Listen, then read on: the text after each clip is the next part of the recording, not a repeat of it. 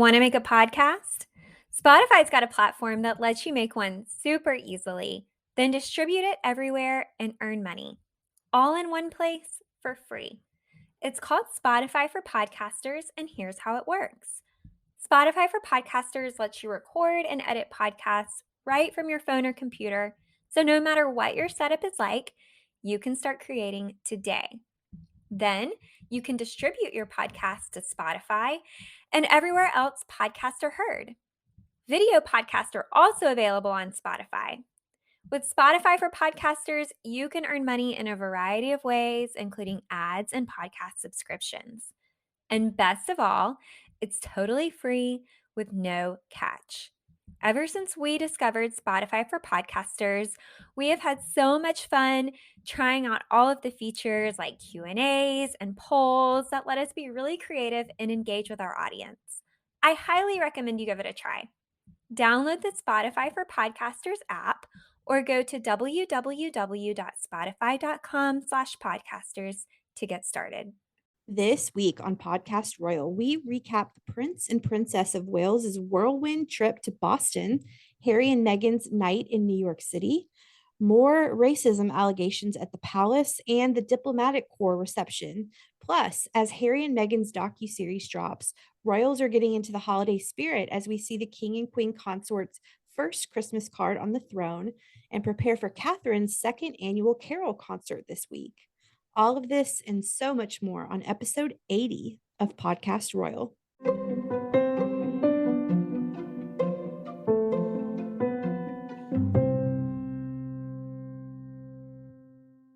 Welcome back to Podcast Royal. I just said episode 80, and we've got to mark this landmark milestone. Happy episode 80. We're in the 80s now. We're octogenarians.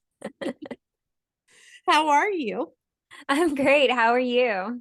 I'm good. I am fresh home from Boston, completely uncaught up on my life, spinning, spiraling. Happy holidays, everyone. but very, very happy. So excited to chat with you about everything that's happened in the last 2 weeks in the royal family, which is maybe one of the busier last 2 weeks we've had in a long time.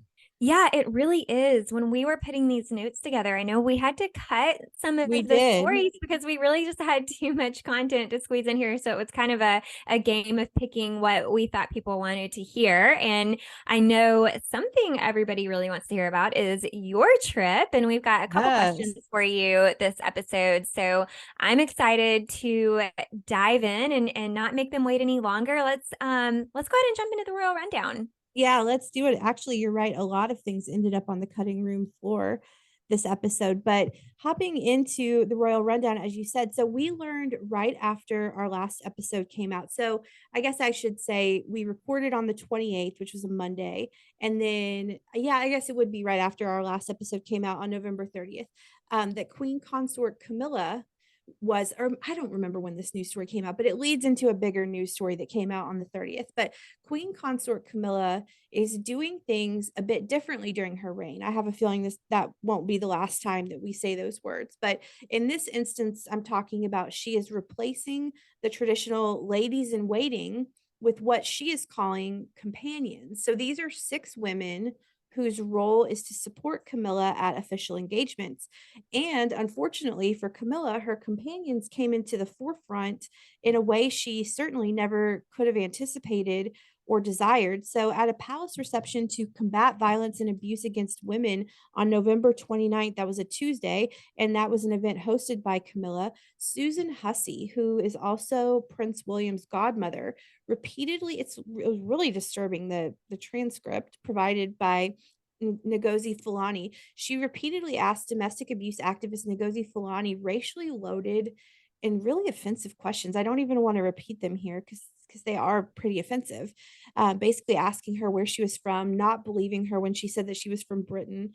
So Hussey later resigned and apologized, and Buckingham Palace said, quote, "We take this incident extremely seriously and have investigated immediately to establish the full details." So this is the news that was breaking on Wednesday, November 30th, when William and Catherine stepped off the plane in Boston around 2 p.m. that afternoon. I was actually told that they found out about this as they were getting ready to get off the flight, which was actually a commercial flight. I found that very interesting. Can you imagine getting on a commercial flight from London to Boston, which I think is 5 or 6 hours, and boom, there's the Prince and Princess of Wales, and I assume first class. I don't really know, but they flew commercial. I thought that was interesting. Yeah, really. So that was shocking, and then plus the drop the next day, December 1st, of the teaser for Harry and Meghan's docu-series threatened to take all of the attention away from the important work that the Prince and Princess of Wales were doing stateside around environmentalism. Of course, listeners, you know, I told you this last episode that I was there. I was on the ground. I flew in Wednesday as well. So with that said, should I talk about my experience in Boston? Let's get right into it, shall we? Yes, and I have been waiting alongside our listeners because I know we had we haven't planned even had the chance to catch we had up. planned to get together for dinner, and then, things have been a little busy, so I am ready to hear about your experience. Yes, and we do have dinner plans on Friday, but if we will of course not make you wait one more second. Here we go. So on Wednesday, so keep in mind that I just found out on Sunday, the 27th, that I was going to Boston. So I had applied maybe 6 weeks prior to be in the press pool, and had just found out on the 27th, and was, literally scrambling, canceling my entire week as it was planned, booking a flight, booking a hotel, getting transportation, figuring it all out, getting Celtics tickets, which were not provided to the press pool, paid out of, happily paid out of my own pocket for those. So I arrived in Boston 2 hours late on Wednesday, which of course stresses me out because I had my schedule was like a domino. If one thing went wrong, then everything else was going to fall apart. I made it to and by the way, this stresses me out so much. Nothing stresses me out more than planning things last minute, and then the night before, I get this alert from American Airlines that storms are coming through DC and Boston, and there's very likely that my travel will be impacted, and just like couldn't sleep. And then the storms, I don't know if you remember the night of Tuesday, November 29th in Birmingham, but it was really bad thunderstorms that night. And so I could not sleep. Every time I would nod off, the thunderclap would wake me up. I was stressed out. Anyway, so it wasn't as bad as American Airlines was preparing me for, but I was delayed. So I made it on time from Birmingham to Washington, D.C., and then I was delayed in Washington, D.C. So I actually landed less than an hour before William and Catherine did. They landed around 2 o'clock, a little after 2, even though I was supposed to arrive at 11:30 that morning. So I have a dear, sweet friend, Mary. Shout out to Mary, who picked me up from the airport. Mary and I met as when I was at Ole Miss, and she lives in Maine now. I also want to shout out my other Jessica friend. So I have two close friends named Jessica. One of them is you. And then I have another one who actually took, so I didn't know that this briefing was going to happen, but there was a briefing from Kensington Palace at 10:30 that morning. Well, I was in the air then. And so she took that call for me, and I very much appreciate both of them. Anyway, Mary shows up, Chick-fil-A in hand. We got just a moment together before I checked into my hotel. All the media stayed at the Boston Park Plaza Hotel. I actually ran into, of all people, Robert Jobson the moment that I walked into the hotel. I think I texted you and I was like, I You just ran did. into Robert Jobson. Like, so for me, I mean, you're going to hear, listeners, that there were a lot of celebrities that I saw this week, not the least of which were the Prince and Princess of Wales. But I also saw so many royal correspondents because we were all staying in the Boston Park Plaza. And so that, like, for me, like, immediately was such a starstruck moment to see him in person. We've interviewed Robert Jobson on the show. So I had to scuttle off to City Hall. That is where the Prince and Princess's first engagement was. So I learned so much about royal tours. Royal tours are truly a world unto themselves. And some inside baseball for you listeners: when you are a part of the press pack, most events have what is called a fixed point, where even if you aren't the pool reporter, which I'll explain what that is in a moment, you can go and see what's going on. And some of the events don't have a fixed point. So the event at City Hall, for example, did have a fixed point. I was not the assigned pool reporter, but I still got to go and watch it from the press pen. And in most of the events, I think there were only a couple that did not have a fixed point. So when you work in a pool, which I've been writing for a long time, but I've never worked in a pool until now, rather than have all 30 members of the press pack descend upon William and Kate at all of these events, there is one pool reporter, one print reporter that is assigned to each event. So that person is responding, like no pressure, right? Like it's a lot of pressure because you can't mess this up because everybody's depending on you. So like I was the pool reporter. We'll talk about this in a moment at Harvard. So I was the only that, and that had no fixed point. So I was the only print journalist from the US in the room with Catherine. And so it was like, no, again, sarcasm here, no pressure. You've got to get it right because you come out of this event and your pool report is the basis for which everyone else's reporting is going to be off of. So you got to get it right. So one reporter is given the pool assignment for each event. So there were 8 engagements in these 3 days. And so there were 8 different pool assignments. And so the pool, am I making any sense? The pool reporter gets the Yes. most access. And so that person gets the most access. Then they go back and write a pool report after it's distributed, and that's distributed to the entire press pack. And the rule is like you can't hold back any details, like in my instance for Marie Claire. So you can't hold back any exclusives. Like you have to put everything in the pool report. You can't hold anything back for yourself. You have to play fair.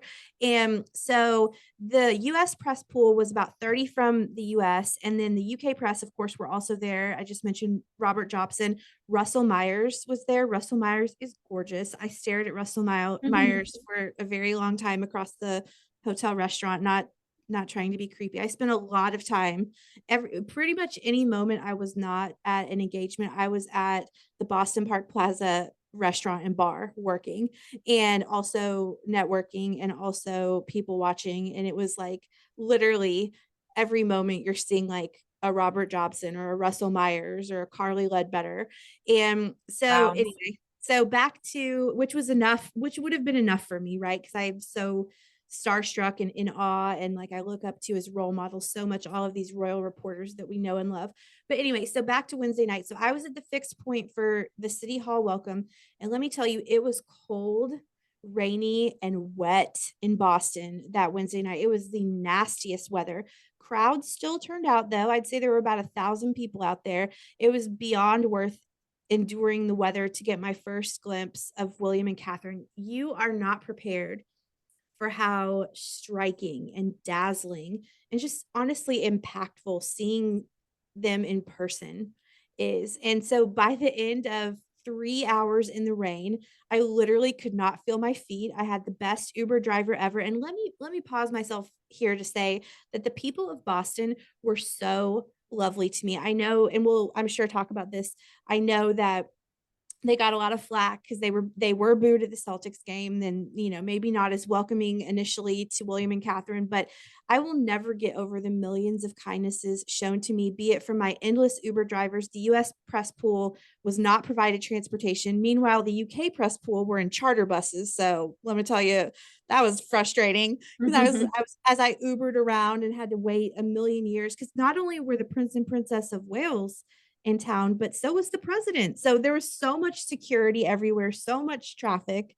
And just anyway, so I had endless Uber drivers. They were all great. Police officers were great. There was so much security, as I said, just folks I met on the street. This is only my second time to visit Boston. Have you ever been to Boston before? It has been on my list for a really long time and I Oh, haven't made so it yet. great. So great. I love it. I will certainly be back. I will go with you to Boston, and I'm taking you to a Celtics game because that was one of the best sports experience. And I've been to a lot of sports games. I'm a huge sports fan. That was one of the best games I've ever been to. I'm a huge basketball fan.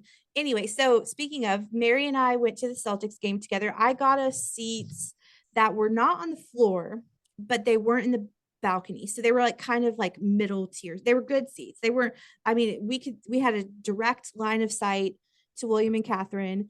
And yes, to answer your question, not your question necessarily, Jessica, but like the collective question, the Waleses were booed. It wasn't that big of a deal. It was way more exacerbated and blown up in the press than it actually was. But apparently that happens to most, if not all, celebrities that are shown on the Jumbotron. And I want you and our listeners to think about this. So Boston is a very Irish city. Okay. And then, we've talked on this show about tensions between Ireland and the UK before. Mhm. Boston is also the epicenter of the American Revolution. So that's not lost on me. And if you'll keep this in mind, USA and England had just squared off less than a week prior in the World Cup. So America, like Team USA, was at an all-time high when they were there. And Celtics fans are there to watch the game. They're passionate Celtics fans. They probably were annoyed with the extra traffic and security and pomp and ceremony, but the Celtics won. They beat the Miami Heat. It was actually a really good game, really close game. We had a great time. And as someone who loves sports, as I said, it was one of the most electrifying games I've ever been to. I was so into the game that I actually forgot that William and Kate were there at one point. I was so into the game. So I know I'm rambling. Do you Well, have any questions about Wednesday?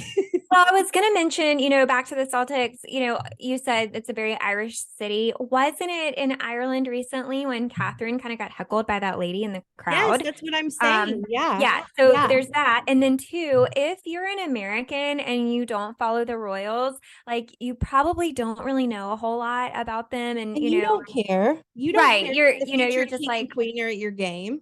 right. So that, I mean, that makes sense. I sort of feel like the booing wasn't necessarily in protest to them as individuals, more so as No. just people are rowdy at games and Well, it was more you like know.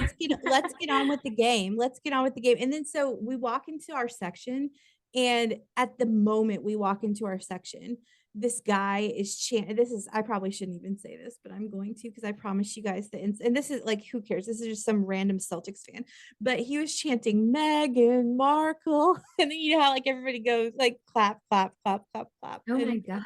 anyway, so they just look, they don't care about the future king and queen of England. They're there to watch their team play basketball. And it's just one more minute that they're not watching their team play basketball. So I would not read that much into the booing. It really wasn't that big of a deal. And people got over it. So Thursday was a day full of 3 engagements. I stayed up all night Thursday into Friday, writing. I can't speak, writing at the hotel bar. I seriously spent most of my time, if I was not in an engagement or in an Uber, I was at the Boston Park Plaza restaurant. I think I ate literally everything on that menu: clam chowder, lobster rolls, fish and chips. I mean, flatbreads, like literally everything. And I became very friendly with the Boston Park Plaza Hotel restaurant and bar staff. So shout out to them if they're listening, because I told them about the podcast. They were wonderful to me. And this is funny. At one point, a server who I guess could tell by the I don't have a very good poker face, so I guess he could tell how stressed out I was trying to meet deadline. He came over to me unprompted and he looked at me so seriously and he said, "It's going to be okay. It's going to be okay." So thank you, sir, whoever you are. But anyway, so Friday morning was the highlight of the week for me, truly, and probably honestly one of the highlights of my life. So I was chosen completely at random to be the pool reporter for Catherine's engagement at Harvard on Friday morning. So if you remember what I said a minute ago, there was no fixed point at this engagement. So that meant that I was the only US print journalist in the room, which is crazy. Again, no pressure, she said sarcastically. So it was me and a UK print journalist, and then a couple of photographers who I got really close to these photographers because when you're the thing about royal tours, it's a lot of hurry up and wait. You have to get there really early to do the security sweep, and then you just stand around and wait, and then all the action happens, and then it's madness trying to file the pool report, get it filed, get on to the next engagement. So anyway, I got close to there's the guy named Joe from Boston. Hi, Joe from Boston. I guarantee you he is not listening and has fully moved on from his royal experience. But just a couple of photographers were there. There was a camera crew or two. William and Catherine's staff, who I also want to shout out, the Kensington Palace staff. They are so lovely, specifically Lee, Edwina, Ed, just all of them. I also want to shout out, I ran into Mackenzie from your royal closet. We've had her on the show. We interviewed her, remember? Awesome. So I Yes. ran into her. She was in the crowd. I think I saw on Instagram that Kenzie Schofield was in the crowd too. I didn't see Kenzie, but Mackenzie and I did speak. And so, hi, Mackenzie. It was so great to meet you. I loved seeing you in person. So, anyway, so just being so close to Catherine, and I was so close to her for probably about an hour and a half. It was just a dream come true. She is truly everything you hope she would be. She's elegant, she's beautiful, she's kind. She carries herself like her carriage, her presence is so regal, which I guess naturally makes sense. She will be queen someday. She's also, so at Harvard, we were at the Center for the Developing Child, and she is obviously very interested in the work that we were at Harvard to discuss, which is early childhood development. So it just made for a really fascinating morning. So Catherine was wrapping up her engagement. And so, anyway, so she walks in, she meets the Harvard president, she meets all these people from Harvard. She sits down and she signs the Harvard guest book. And someone who also signed the Harvard guest book on September 4th, 1986, which was 3 weeks to the day before I was born. So that was pretty special, was King Charles. Of course, he was then Prince Charles. So she saw his signature, then she signed. It was really a cute moment because she couldn't remember the date. So someone offered it up to her because she signed her name, and then she signed December 2nd, 2022. And she was just absolutely lovely. Then she went back into a room where she talked with 5 people from the Center for the Developing Child. They had a really interesting conversation. And so, anyway, so as Catherine was wrapping up her engagement, we learned from Edwina, who is one of the KP press staffers, that Catherine was going to do a surprise walkabout outside. And there were probably few hundred people assembled outside of this building at Harvard. So I got the chance to walk right behind Catherine. Again, I'm the only print journalist here. So Wow. I got to walk right behind her and I tried to stay out of the direct line of the cameras because I did not want to end up like not posing. Like you know how a candid shot is. Just like you look Mhm. terrible, and like you're going to look terrible standing next to the Princess of Wales anyway. But like I did not want to be in the background of all these shots. So I actually intentionally kept back a couple of feet, but I did end up in the background of a couple of people's photos, which is fine. Who cares? But getting to walk right behind her as the crowds went absolutely wild for her was an experience I will never forget. She really did a great job because Edwina told us what path she was going to take, which is, it's interesting because everything is so strategically planned. It's like planned down to the minute, right? And so Edwina was like, she's going to walk out of the door, she's going to hook to the left, she's going to spend some time there, then she's going to hook to the right. Well, then there was a whole crowd of people across the street too. And Edwina never mentioned that Kate was going to go across the street. And I just think Kate did it on her own because she wanted to, which was so cool. She was very generous with her time, probably about 10 ish minutes. And then she hopped into the hybrid Range Rover and that she and William had been riding around in all day and sped off to the rest of her day. And so, as this is happening, so some people would say maybe, I don't think anybody that listens to the show would say this, but some people would say that I got the lesser of the two assignments because William and Kate each had an engagement going on at the same time. Kate was at Harvard on Friday morning. William was at the JFK library with President Biden, as well as Caroline Kennedy.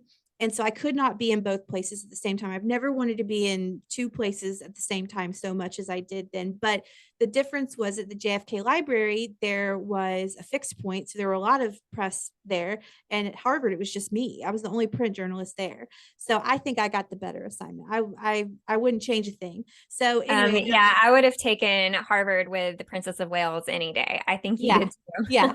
No, I think got exactly what I was meant to. So I filed my pool report. I ate a lobster roll at the hotel restaurant as fast as I could.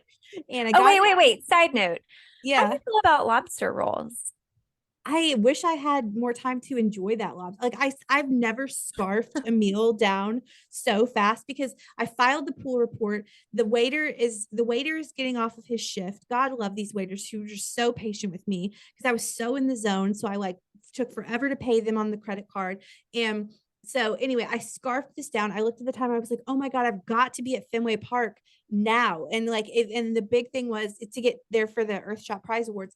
And they said, if you are late, you will not be admitted. And so so to answer your question, I think it was good. I don't really remember it because I literally wolfed that thing down.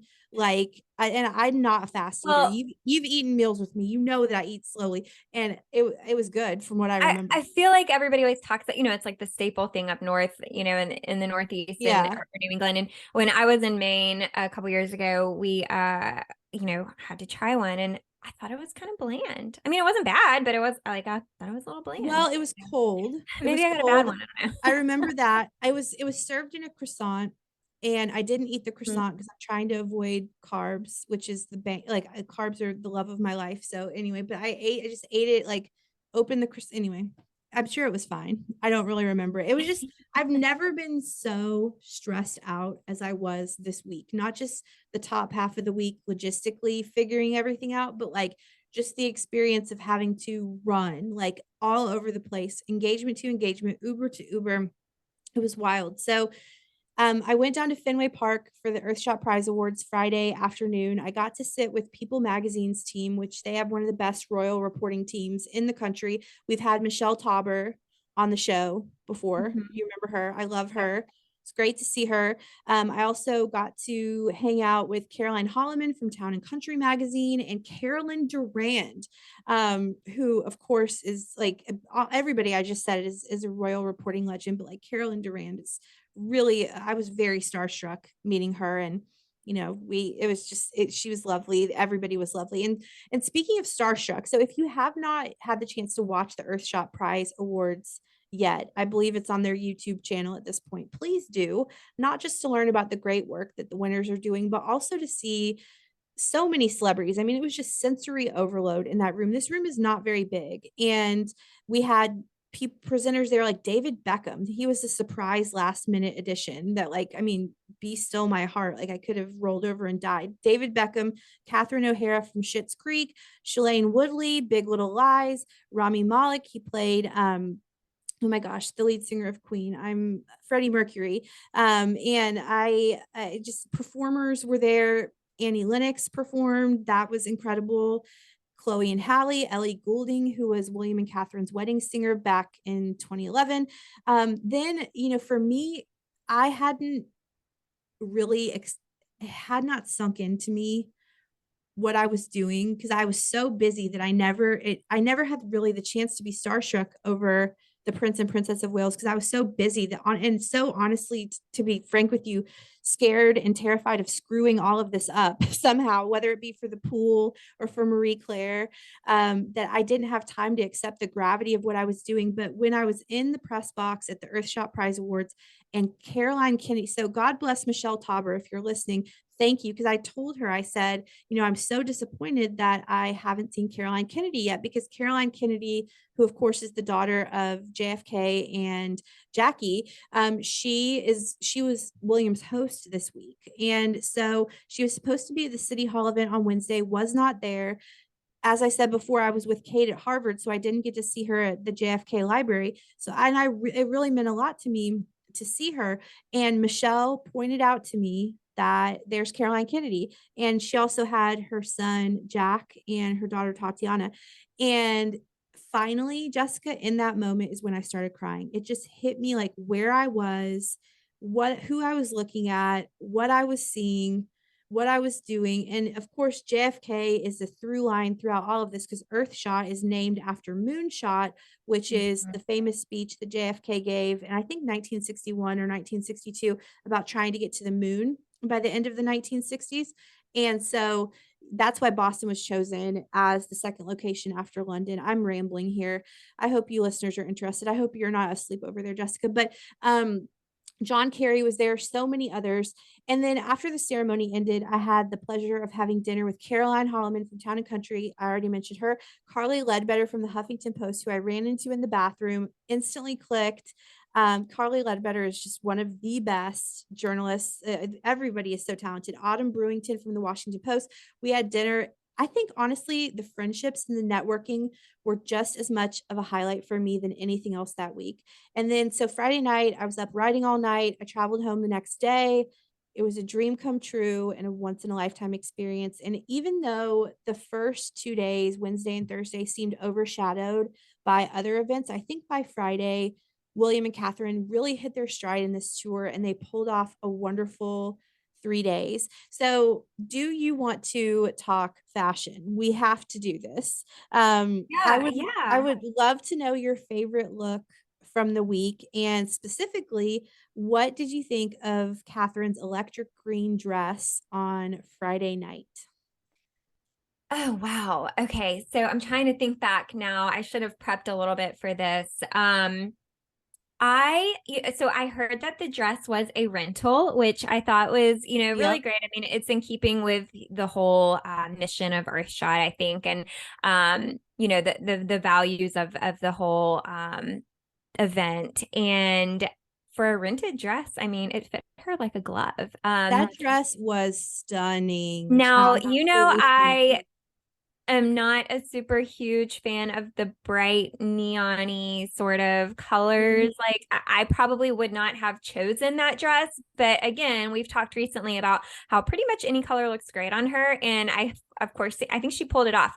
Not really my favorite color, but I thought it looked great and it fit her really well. So, A lot of people are calling it the green screen dress. A lot of people on Twitter are doing really bad things to the green screen dress and oh putting a lot of, really? yes, but I mean, look, she looked stunning in person. Her makeup was great. Her hair was great. Of course, she accessorized it with Diana's choker, which Diana's worn as a headband in the past. I mean, that dress was sexy AF. It had a slit. I mean, she is bodycon. She just looked incredible. So she and William all week were very much mirroring each other in their styles. So they get off the plane and like they were color coordinated basically the whole week. She rewore a Chanel jacket to the Yep. Celtics game. And we saw her She in Houndstooth one day. Yeah, she was in Houndstooth at Harvard. Roll And Tide. so, yeah, that is not what she was thinking. But every one of my Alabama people were like, oh, we knew she loved Alabama. And I'm like, that's not at all what was on her mind, No, but whatever okay. you want to think. Do you want to know my favorite look? I want to know your favorite look, of Can you course. guess? Was it the maroon burgundy look on Thursday? Yes, yes. I Yeah, really liked gorgeous. it's the maroon pantsuit. She had a small bag, matching shoes, and like the pink pussy bow blouse. And she coordinated with William. He had a maroon sweater, which I Yeah, thought they were was coordinated the whole so week, great. basically. And that was the day that, oh my gosh, they met the little boy dressed in the little guard I know. outfit with the roses. Yes. Oh my gosh, that melted my Yes. heart. I loved it. Yes, yes. There's so many stories that came out of this trip. And you know what? After the award ceremony ended, so the ceremony ended pretty early. I'd say around 6 or 6:37. And then they had a private reception after, which I was not the pool reporter on this one, so I didn't get to go to that. That was fine. I was exhausted by this point anyway and had to go back to the hotel and get to work. But they left that night. They flew out Friday night and it was a private departure. I don't know if they flew commercial. I doubt it. And then you know what they did the next day? They went to a fundraiser at the kids' school on Saturday night. Like that was what I Wow. was thinking the whole time. How are these two upright? Because they got off of a commercial flight, immediately went to work, boom, boom, boom for 3 days, jet lag probably, Mhm. and then they just went to the kids school fundraiser. So I mean, I thought the trip was really, I in the beginning of the trip I was really worried that it was going to get bifurcated and overshadowed by Susan Hussey and then Harry and Meghan, but I think all's well that ends well, and I think that it turned out really well. And I wrote an article about this for Marie Claire, but I happened to catch, this is one of those things where if you're not on the ground, you're never going to catch this. But the so the way that the Earthshot Prize Awards ended up on YouTube or on PBS, wherever you watched it, is not how it like it when you tape an award show. I say this like I've been to so many award shows, but like they tape it out of order, and like there has to be set changes because Annie Lennox has a set, Chloe and Halle have a set, Ellie Goulding has a set. So in one of the set changes, they played a clip of Ed Sheeran singing Visiting Hours from last year's Earthshot Prize Awards. And if you've ever heard the song Visiting Hours, it's very sad. It's about someone that's passed away and how they wish they could tell them things and how they wish they were still here. And I looked at William the whole time because of course I'm thinking the queen has just passed away, and these lyrics are so moving for someone that's just had a death like that. And for the first part of the song, no one was talking to him. Kate was sitting there with them. They were at a little small table, and there were a couple of other people at the table, but no one was talking to him.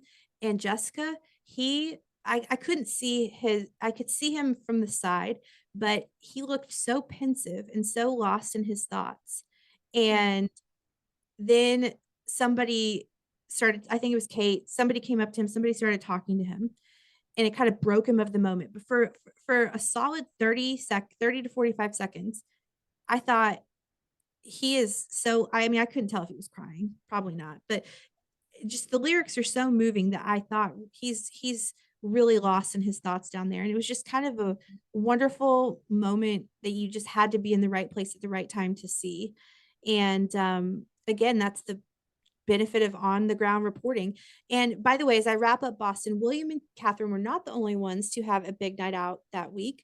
I do want to mention, as we reported on in an earlier episode, Edward and Sophie went to the Royal Variety Show performance on Thursday, December 1st. Sophie also was in the US, who she came to Washington, D.C. to accept an award from Hillary Clinton at Georgetown University on December 5th. And I know you put that up on our Instagram story. So that's Boston. I know that was like, I mean, I could talk about Well, this for hours, but the whole trip sounds like a whirlwind. And I mean, you talk about William and Kate, you know, doing so much, but honestly, I feel like from the reporting side, it sounds exhausting. it Like, was, it mean, you was, guys, it was. I think the reporters were working harder than, I mean, the royals were working hard. They were jet lagged, you're right. But the reporters were jet lagged too if they came over from the UK and Mm-hmm. or other time zones. And I Yeah, mean, I yeah. think everybody was just working super, super hard. So I Yeah. am glad that you had the experience of a lifetime. Thank you. I know you will not forget that. And so while you were gone, I was trying to keep up, on the Instagram and share some photos that I got from you and some other ones I saw online. And I did put a question box up and I asked our followers on Instagram if they had any questions for you. And so I pulled two that I thought a lot of people probably wanted to know. And so I'll ask you really quickly. So first, Mary asked, what were the sizes of the crowds at the events? They were pretty big. So Wednesday night was huge, definitely bigger than I thought it would, especially because the weather was so bad. Probably about 1,000. Friday at Harvard, there were a few hundred. Definitely two. I would say two or three. It's very difficult to gauge how many people are in a crowd. Right. Now the Earthshot Prize Awards, I got to the ceremony before the green carpet opened, so I had to get up in the press box way early. Like I said, it's a lot of hurry up and wait. So I did not get to see the crowd assembled like for the green carpet arrivals, but I mean, from the photos I saw, it was huge. So I think they were really well received there. I mean, I was impressed the whole time with the interest, and especially at Harvard there were tons of, and it was freezing, it was Friday morning, then there were a lot of people out there. Well, okay, so we've got one more question that I'll share. Vicky asked, did you get to shake William and Catherine's hands? I did not. So there's a lot of, I got to like have a moment of eye contact, like an acknowledgement of hello, but there was no like, it's just there's so much protocol. Like we hear about this all the time, but I did not get to shake any hands, but I was with Catherine for probably an hour and a half within a foot of her. And Did if you you get want to to, speak with her directly? only in a passing acknowledgement of each other's existence. Like I didn't get to Gotcha. ask her any questions. So Okay. and I didn't know what I was going into. So the way that it works is you don't ask, like I'm not Oprah, nor would I ever pretend to be. I'm not like asking her one-to-one questions. But the pool report comes from me watching her engage with the president of Harvard or all of these people that are researchers for the Center on the Developing And Child. you're documenting the whole And thing. I'm documenting that, and basically I'm documenting their conversations. So Gotcha. that's where the content comes from. So Well, thank you so much for sharing that experience with us. And I know our listeners enjoyed hearing really an insider's perspective that we it don't get was to hear so much. cool. It was so cool. May there be another royal tour in my future. Although I will say that the Caribbean tour in March was 8 days in 3 countries. I do not, mad respect to those journalists. I did 3 days in one city and I was tuckered out. I was exhausted. I don't know how they were going to 3 different countries for 8 days. Mad respect. I have not yet built up that stamina yet, but maybe someday. Well, let's go ahead and move on to some other stuff that we've got in the Royal Rundown. Like we said, we've got a jam-packed episode, so we'll go ahead and chat about a couple of other stories that we wanted to share. So we were just talking about meeting the royals. Well, there was another event at Buckingham Palace last week where there were several people there that got to meet the royals, and that was the annual diplomatic reception, which was held on December 6th. And it was the second time in less than a month we got to see the Princess of Wales in a tiara. So that was super, super exciting. That diplomatic reception, I think it's generally attended by more than 500 members of the diplomatic corps. And of course, the King and Queen Consort were there, as well as the Prince and Princess of Wales. In our last rundown, we did talk about the other tiara event where Catherine had the white gown and the updo and the lover's knot tiara. Saw a lot of comments online about how people wanted to see her in something different because she wears the lover's knot pretty frequently. It seems like it's a favorite of hers. And so people have grown accustomed to seeing her in that, and we're looking for something different. So she gave us what everyone was wanting. I don't know if she saw or heard about the comments, but at this reception, she showed up in a red Jenny Packham gown and the Lotus Tiara. She also, I thought, really gave us a surprise by wearing her hair down for this event. And, Rachel, I saw the photos and I just wondered how her stylist did her hair because the volume that was going on behind that tiara. I mean, I'm almost wondering if they did some like clip-in extensions or something to kind of lift up her hair because there was a ton of volume. Did you notice that? Oh, of course. Yeah. I mean, as someone whose hair never has volume, I was like, give me some of that. I don't know if it was like teased or back combed, but yeah, I mean, yes, give me whatever hairspray she's using will sell out in a minute if that was ever released. Well, also her hair is really long, and usually the longer your hair is, the heavier it is, and so it's even harder to get that volume. But anyway, she looked great.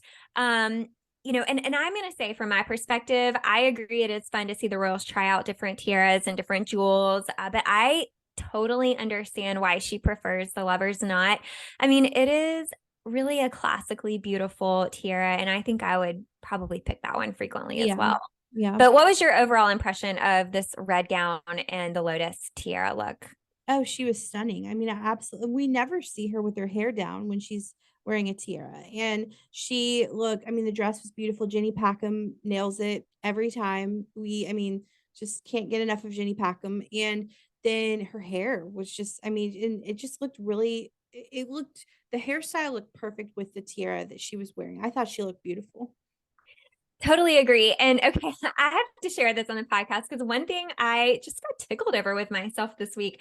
I was actually looking at tiaras online, and we hear a lot about Camilla never really wanting to be queen. We've talked about that with The Crown and other, books about the royals, how people have always said she really didn't want to be in the spotlight. I think at one point she had said she just wanted to be a mistress, honestly. I think Christopher Anderson told us that, and that was shocking to me. But yes, you're right. Yeah. So anyway, I thought it was so funny this week when I was looking at these tiaras because have you ever noticed how extremely large the ones that she chooses are? Yes, and you know how I feel about this sapphire tier. We're going to talk about that in a second, but yes, I Right. do notice. I mean, they are like can't miss large. And so I was like going through trying to remember the names of the different ones. The one that she wears the most is the Greville tiara. I think that's probably her favorite. And then another one we've seen her in before is the Durbar tiara, I think. Look those up. They are both enormous. And I just got tickled thinking about how this lady that didn't want to be queen or be in the spotlight, picks the most massive tiara she can find. And, I was like, well, she might not like the spotlight, but she likes the sparkle. So I hope listeners have a little laugh over that with me. Yeah, well, now that you say that, now we'll never be able to unsee that. And so for the second time in 2 weeks, we saw Camilla on Tuesday the 6th in her late Majesty's Belgian sapphire tiara. I guess obviously she heard my comments on Podcast Royal about I wasn't a big fan. And she said, well, Rachel, you better get used to me in this Belgian sapphire tiara because here I am again, second time in 2 weeks. Also, fun fact, Camilla is a cover girl again this month. She is on the cover of Good Housekeeping. And she looks beautiful, by the way, in red. But anyway, the sapphire tiara is fine. It's just I'm still getting used to it not being worn by Her Late Majesty. So the same night of the palace reception, which was December 6th, Harry and Meghan, of course, stepped out in New York City to accept an award at the Robert F. Kennedy Ripple of Hope Award Gala. It's not lost on me that the Kennedys, who I consider to be America's royal family, if there ever was one, hosted both the Prince and Princess of Wales. So I would consider that the JFK branch. So Caroline Kennedy, who is the only surviving member of that nuclear family. So JFK, Jackie, JFK Jr., Caroline. Caroline hosted the Waleses in Boston.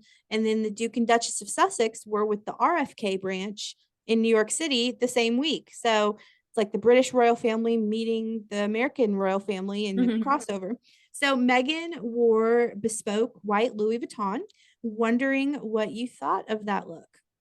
I was sort of indifferent on it. I didn't dislike it. I thought it was fine. It wasn't like anything totally different. But I did think it was interesting that she and Catherine both did the off the shoulder look. I know, which I And I was love an kind off the of shoulder look. well, I was kind of surprised by it because I wouldn't have expected, honestly, either one of them to do that. And I mean, both of their dresses to me, I thought were very pretty. Again, like Mhm. I don't know if I would have necessarily picked either one.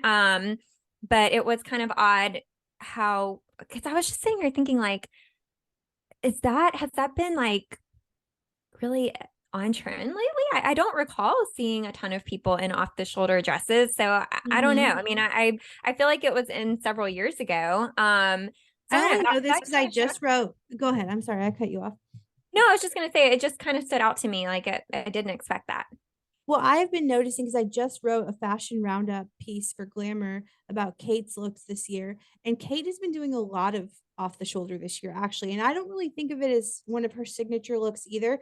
But if you'll remember, oh gosh, was it, I think it was Jenny Packham again in Jamaica. Remember that like tulle green dress, like stunning.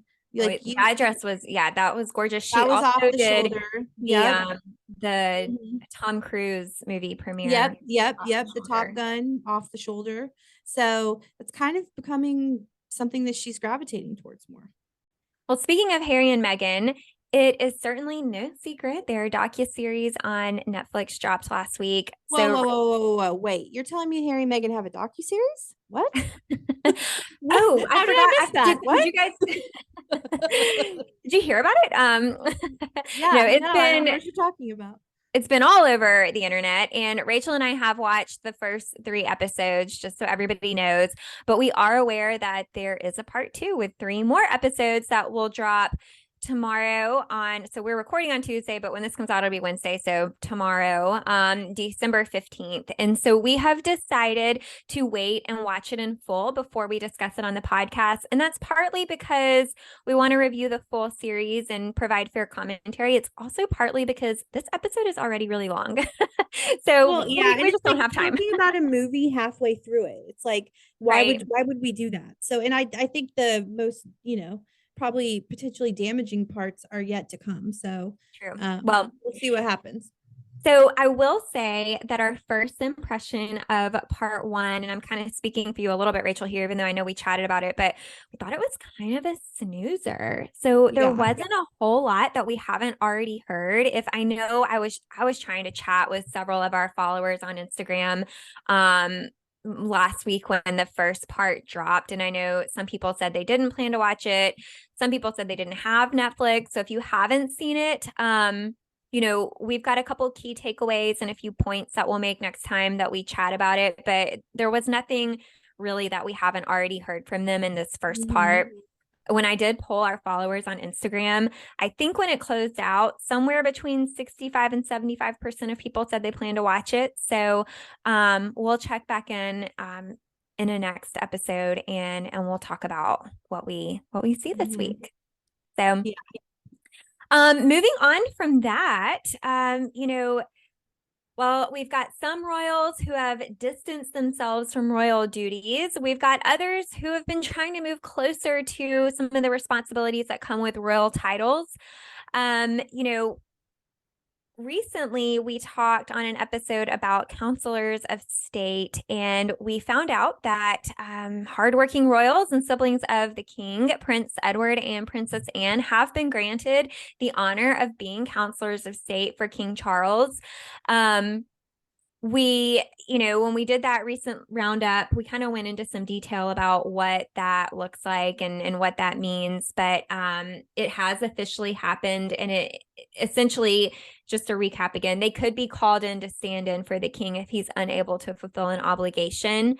And if you remember in our last chat about this, so Prince Harry, Prince Andrew, and Princess Beatrice were on the list of counselors of state. And none of them are really true full-time working royals. One of them lives across the ocean in another country. So realistically, it would be difficult for them to stand in for Charles if needed. I think adding Anne and Edward to the mix will allow Charles to call on them as well if something does come up. And then I'll also point out the Queen Consort and Prince William are also on the list of people who can stand in for the king. And our hope is that none of them will ever have to. But they did go Right. ahead and expand that list.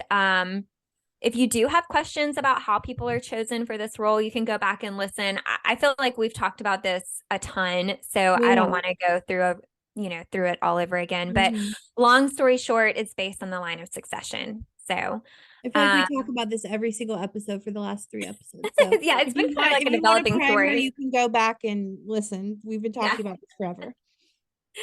All right, so next up on our list, we've got some fun and festive Christmas news. The King and Queen Consort have released their 2022 Christmas card. We did share it on our Instagram on Sunday, so listeners might have seen that one.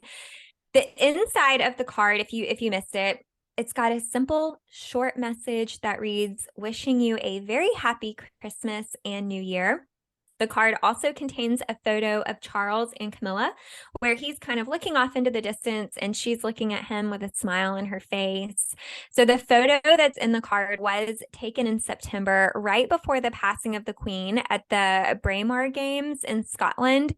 So this is an annual affair in Scotland where Scottish heritage is showcased and traditional Scottish games are played.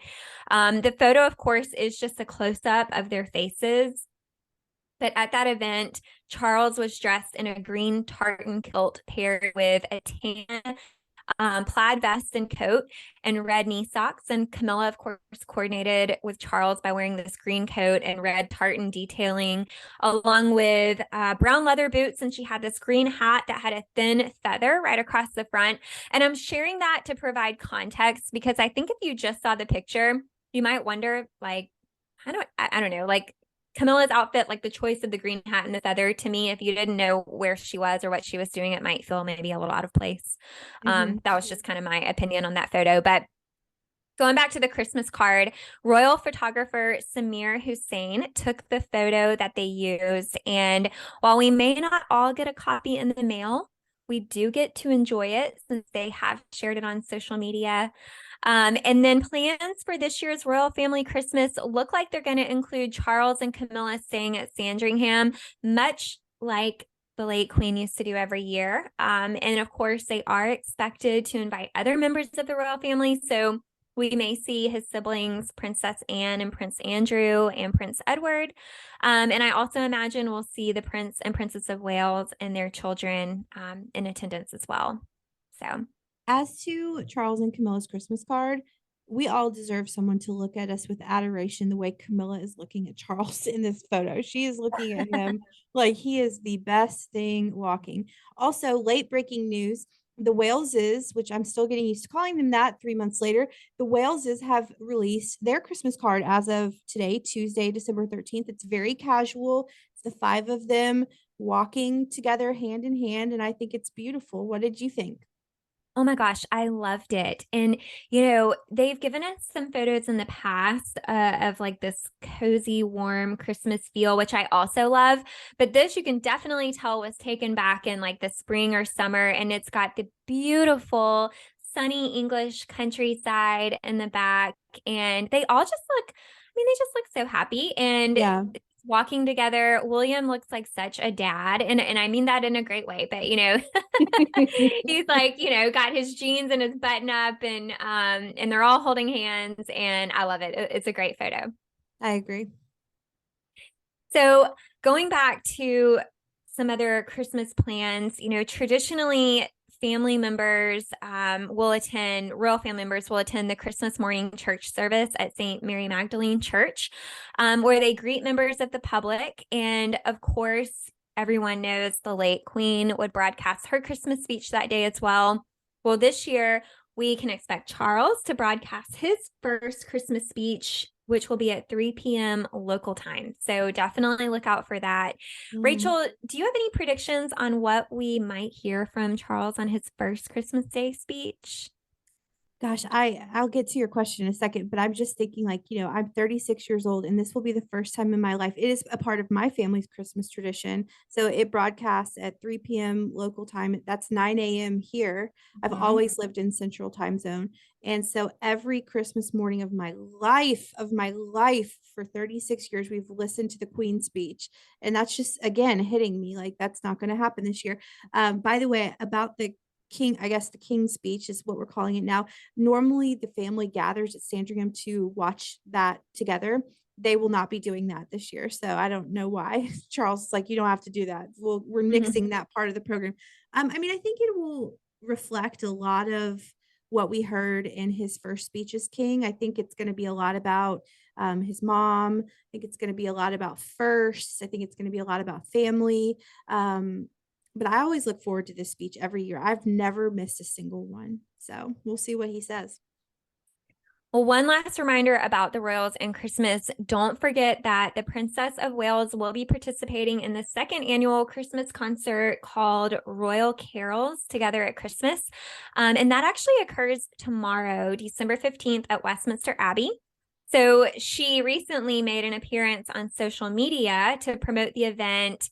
And that event will be narrated by another Catherine, but it will be Catherine Zeta Jones. And it will include performances by several talented artists. And in Catherine's photo, the Princess of Wales, or I'm sorry, in her promo, she wore that really beautiful red sequin dress that we actually first saw her wear back in January 2020 at an event at Buckingham Palace. And it was actually on my list of favorite royal looks for 2020 when we did an episode on our Mhm, podcast. I mhm. love this dress. I think it is so beautiful. It's by Needle and Thread. So go look on Instagram if you haven't seen that. I think I shared it on maybe on Sunday on our account. But Mhm. the Princess of Wales will be joined, of course, by her dashing husband, Prince William, and of course, the King and Queen Consort, along with service members, community volunteers, and key workers. And those in attendance will be remembering the late Queen Elizabeth II in this event this year. So while the concert will take place tomorrow, it will actually air on ITV on Christmas Eve. So, yeah, you can watch it on Christmas Eve. I'm looking forward to seeing that. I hope that this becomes a tradition that takes place every single year. Me too. Year two this year. Okay, so really brief segment two royals around the world. So a couple of quick royals. It's really just one royals around the world item for you. So on November 29th, before the controversial reception with Susan Hussey, which was later that night, Camilla hosted Crown Princess Mary of Denmark and Queen Rania of Jordan at Clarence House as a part of the 16 Days of Activism campaign hosted by the United Nations. Always love seeing a royals around the world crossover event, especially those three women are just some of my favorites. So, and then later that night, they were joined by Sophie, Countess of Wessex, Queen Matilde of Belgium, Sierra Leone's First Lady Fatima Matabio, and Ukraine's First Lady Elena Zelensky.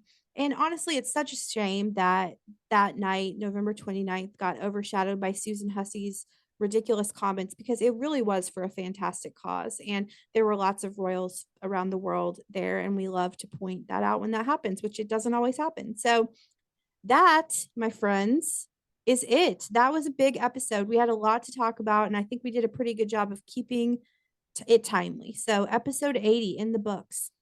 Yes, I think we did. And I hope listeners could keep up with that because I feel like I was just talking super fast this episode. You were great. Hey, before we go, I want to read, this is a last minute edition, but I want to read a great review. We love these 5 stars and we love a good review that we got on the show. So from Chicago Gals, they gave us 5 stars. Thank you. This and said, this is a great podcast. The ladies are well informed and provide interesting insight and top notch interviews. Fun to listen to as well. Keep it up. Well, you know what, Chicago Gals, I think we will. So thank you so much for that kind note. It really does make our week. It does. Yeah, it's always fun to hop on and see a review from someone. And I know it takes a little bit of time and you have to put some thought into it. So we really, really appreciate it. And it definitely energizes us to keep the content coming for you guys. So thank Yes. you again. Don't forget to follow us on Instagram at Podcast Royal. Email us at hellopodcastroyal@gmail.com. And please follow, rate, and review our podcast. Again, we always appreciate that. Only review us if you've got 5 stars, though. But Yeah, seriously. If you have an issue with us, just email us at hellopodcastroyal@gmail.com. It'll get to us a lot faster. So thank you. And thank you so much again for tuning into episode 80 of Podcast Royal. Bye. Bye.